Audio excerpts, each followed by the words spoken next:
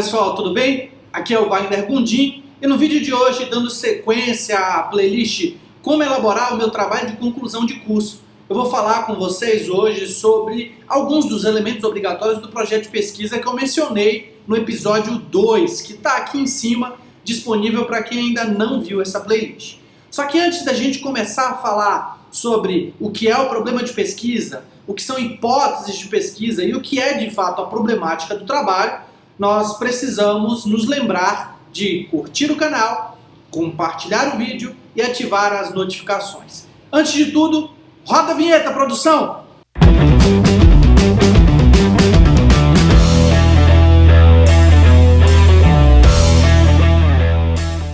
Nos últimos vídeos eu tentei mostrar para vocês a importância de se estabelecer uma boa base de pesquisa, e isso, por sua vez, exige que todos vocês saibam fazer o chamado projeto de pesquisa do TCC. Ou seja, todos os elementos que vão compor o TCC, eles passam por uma delimitação prévia e muito bem estruturada do chamado projeto de pesquisa, o qual, por sua vez, tem diversos elementos obrigatórios. Nas aulas passadas, dos vídeos passados, eu comentei especificamente sobre a definição da temática da pesquisa. Afinal, a definição da temática é o recorte metodológico que vocês vão fazer em determinada área do direito para que se tenha uma abordagem jurídica a respeito do tema do TCC.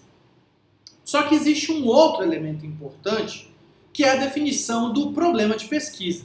Então veja, enquanto o tema, o título, ele é a definição do recorte do trabalho de vocês, o problema de pesquisa é o raciocínio que vai ser levado em consideração a respeito da temática, ou seja, qual é o objeto técnico da pesquisa de vocês.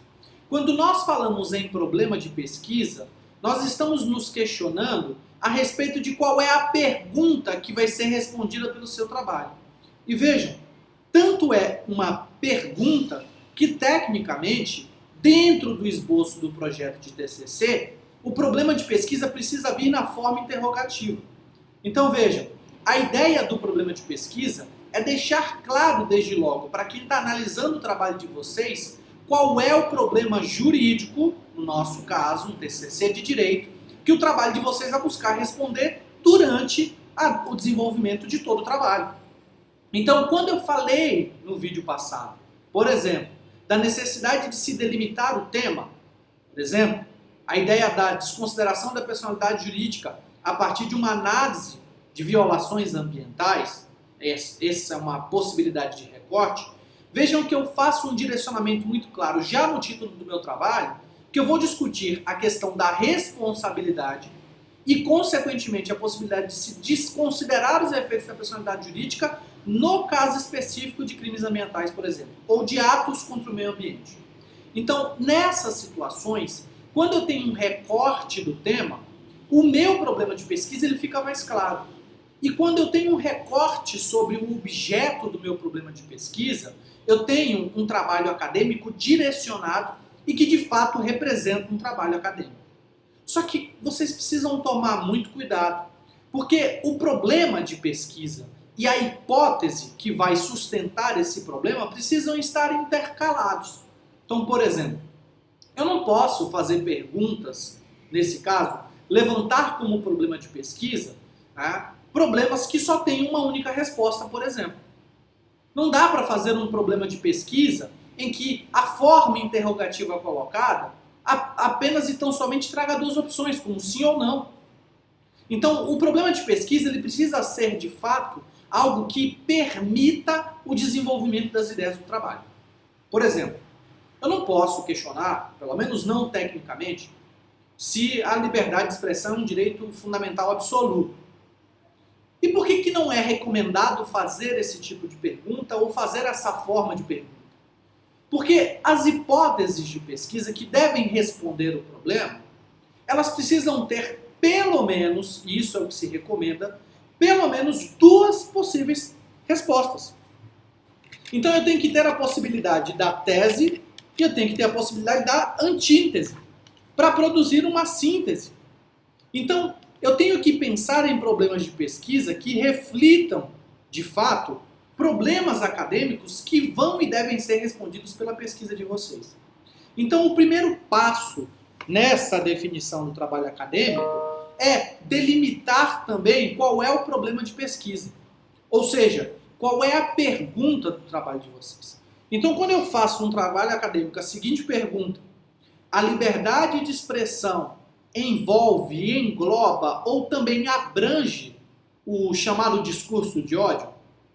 Ou é possível defender que a propagação de fake news esteja contida dentro do direito fundamental à liberdade de expressão? Vejam, as respostas elas vão ser sim ou não, mas eu tenho desenvolvimentos específicos a partir desses problemas de pesquisa. Eu posso responder, por exemplo, por um lado, que a partir de uma visão procedimental da liberdade de expressão, se entende que não importa o conteúdo das mensagens proferidas, tudo o que se está a falar exerce ou representa o exercício da liberdade de expressão, ou de outro lado, e aí é a antítese, a ideia de que a liberdade de expressão ela está contida dentro de um mínimo democrático existencial. Ou seja, tudo aquilo que ferir, que colocar em risco a ideia de democracia, não pode ser enquadrado como exercício da liberdade de expressão. Então, é extremamente importante que no momento de pensar no problema de pesquisa, vocês tenham muito claro qual é o objetivo do trabalho. E aí eu sempre gosto de lembrar de uma lição que foi dada pelo professor Felipe Chiarello numa das aulas do mestrado na Universidade Presbiteriana Mackenzie. E ele sempre dizia o seguinte: o problema de pesquisa de vocês precisa apresentar o que se chama de dúvida metodológica genuína. O que é isso? É a ideia constante no desenvolvimento do trabalho de que nós não temos certeza sobre qual é o resultado final do trabalho.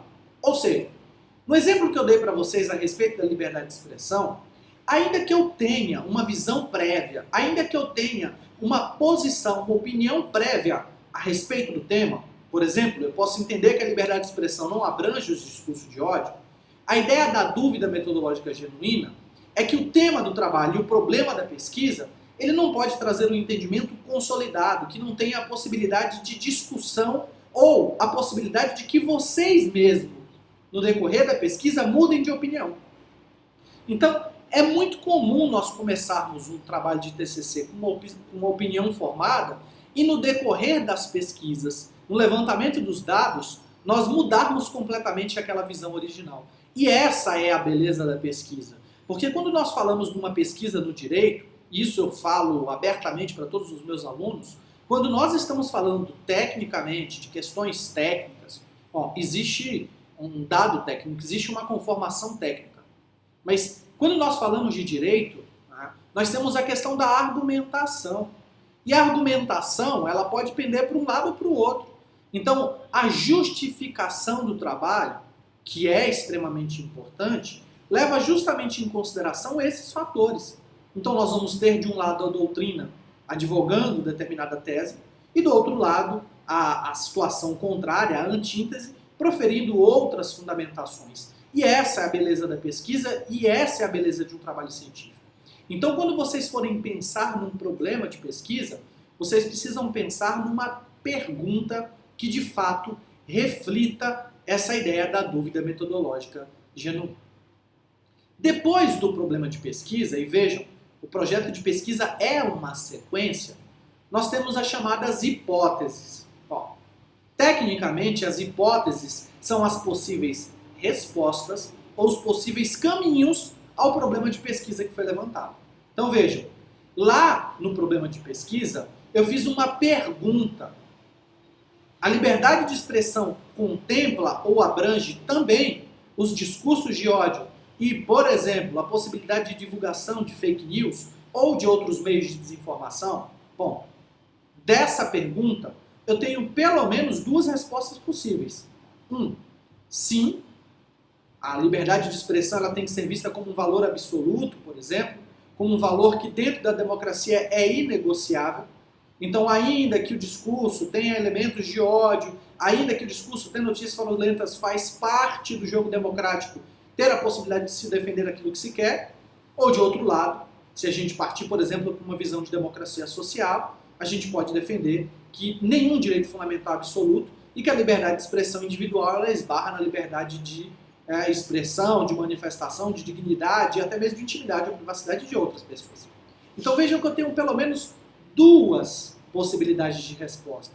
E é isso que a pesquisa deve representar. Nós temos que ter a tese, de um lado um argumento fixo, inicial, do outro lado a antíntese, que é o argumento contrário àquele argumento inicial, e da colisão entre tese e antítese nós temos a possibilidade da síntese, que é uma terceira posição que decorre do confronto dessas duas questões que foram colocadas em contraposição. Então é isso que a pesquisa precisa trazer como fundamento e como base. Então eu não recomendo que vocês façam primeiro um trabalho meramente descritivo. Primeiro porque a pesquisa ela deve representar, ainda que não uma inovação, já que isso é objeto apenas de uma tese de doutoramento, mas ela precisa trazer um tema em que vocês possam contribuir para a área de formação. O objetivo do trabalho de conclusão de curso é justamente esse, saber se vocês estão preparados para o mercado de trabalho e para a vida profissional. E isso depende da habilidade de fazer essa intercomunicação que o TCC permite que seja feita. E segundo e não menos importante, é que o trabalho precisa trazer teses contrapostas, até porque o trabalho acadêmico, como eu disse lá no primeiro vídeo, ele não é um mero exercício de opinião. Não é a opinião formada das pessoas a respeito de determinado tema. O trabalho de TCC, a monografia, a tese de doutorado, eles exigem uma metodologia muito bem definida.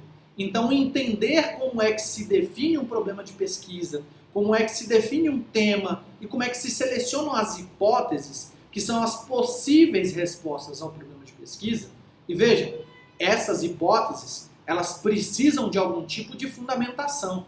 Vocês não podem usar como fundamento vozes da minha cabeça. Que merda, hein? Sabia não? Então, de um lado existe uma parte da doutrina, da jurisprudência, ou seja lá qual seja a fonte de pesquisa de vocês, que argumenta em determinado sentido, e do outro lado existe uma tese igualmente válida, mas contraposta, que coloca aqueles argumentos em conflito. E é dessa colisão entre tese e antíntese que o trabalho de vocês vai conseguir ser desenvolvido. E se vocês pararem para pensar, isso é muito interessante, quando nós começamos a escrever um trabalho em que só existe um lado da história, um papel, né, o trabalho fica muito mais difícil de ser escrito, ou quando nós já escrevemos um trabalho de conclusão de curso com uma posição pré-fixada e imutável, vendados, digamos assim, por uma única visão, ou viciados a partir de uma única visão, o trabalho ele não fica tão interessante, porque ele não tem um argumento contrário. E lembre-se do que eu vou falar agora. O trabalho de TCC é escrito por vocês, mas ele não é escrito para vocês. O objetivo do trabalho de conclusão de curso, primeiro, é democratizar o ensino. Democratizar que o trabalho que foi feito por vocês possa chegar a outras pessoas. E não tem sentido que outras pessoas, nesse caso o leitor, ele seja viciado pela leitura enviesada que vocês vão trazer no trabalho. É por isso que a pesquisa representa esse caminho que não é por óbvio.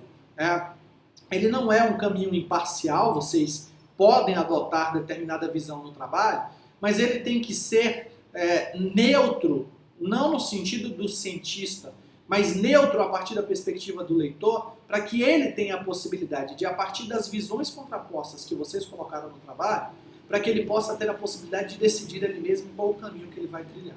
E essa é a beleza da pesquisa. É que várias pessoas de diferentes classes sociais, de diferentes formações, consigam ver o trabalho de vocês e, a partir dessa leitura que se teve sobre o trabalho de vocês, chegar às próprias conclusões. Bom, o vídeo ficou longo demais e eu vou deixar para falar sobre a metodologia de pesquisa e os métodos técnicos de pesquisa num próximo vídeo. Espero que o vídeo tenha sido de alguma forma útil a todos vocês e fico completamente à disposição. Se cuidem, grande abraço, tchau, tchau!